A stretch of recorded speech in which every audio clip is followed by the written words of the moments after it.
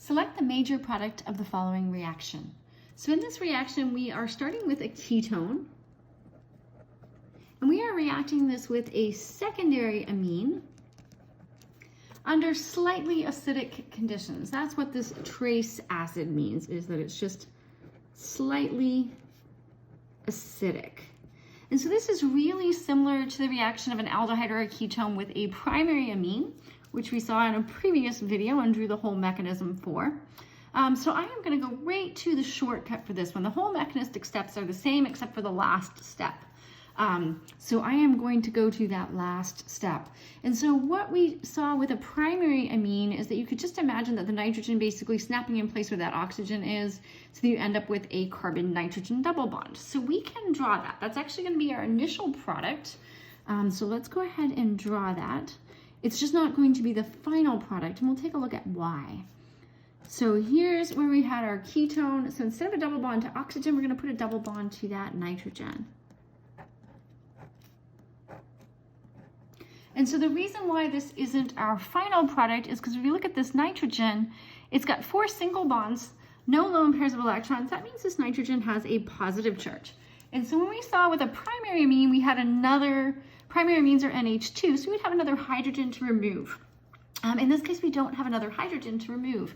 So to get to a neutral product, we're gonna have a base remove an alpha hydrogen. So alpha hydrogens means these alpha, so the next carbon over from your initial carbonyl. So these are your alpha hydrogens.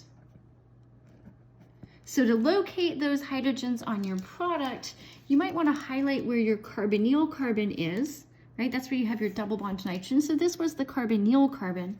So that means that we're looking at removing one of these hydrogens from the alpha position. Okay, so if we remove one of these, we're just going to assume we have some base in solution. If you draw out the mechanisms, there's lots of things along the way that could act as a base. We could think maybe it's even another equivalent of the amine, but something in the solution with a lone pair of electrons. So this is going to remove one of those alpha hydrogens, and so this is just forming BH, so just the conjugate acid. These electrons come in to form a double bond, and here's where we neutralize that nitrogen. So we push these electrons up there to give that a lone pair of electrons.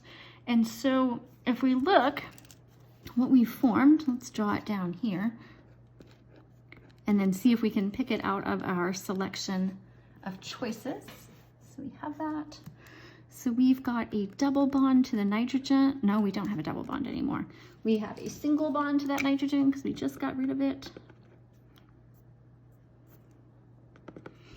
Right, we have a lone pair of electrons because it's the double bond that we just got rid of right here. So we've got a lone pair of electrons on that nitrogen.